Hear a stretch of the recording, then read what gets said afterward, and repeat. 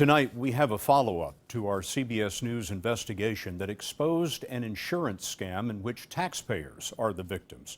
Members of the U.S. military have been duped into getting unnecessary medical tests that are paid for by the Pentagon's insurance plan.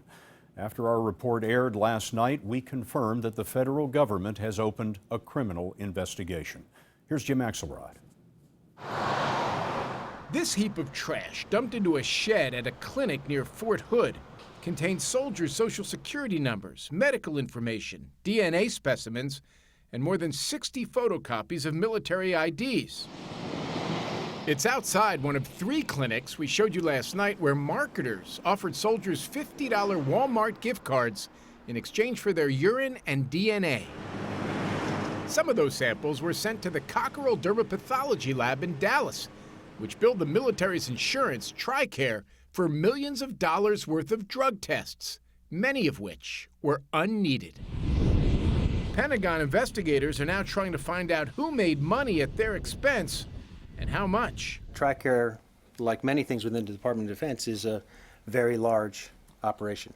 Today, Pentagon spokesman Peter Cook addressed our story. Reports like this obviously are of concern to us and something we want to address. This is not the first time TRICARE has been targeted by scammers. These criminals were filling sandbags with cash as quickly as they could before we cut it off, providing medical care to our troops. Until April, retired 2-star General Richard Thomas ran TRICARE. As we reported last year, claims for custom-made prescription creams called compounds had grown exponentially until the Pentagon stopped paying for most of them due to their dubious medical value. We spoke with Thomas in March. TRICARE was $1.3 billion in the hole. Mm-hmm. Is that largely due to this fraudulent billing of compounded drugs? You're right. Absolutely it was. That was the biggest single source of us being overspent. To cover health care for the troops, the Pentagon had to reallocate money from its fuel budget. What makes this especially egregious is the fact they were specifically going after our military force and their families and our veterans. So far, they've recovered about $240 million. You've clearly put a stop to one fraud. It appears from our reporting another fraud is popping up. What does that say to you? It's not over. The fight continues. We have to always have our scouts out and be vigilant.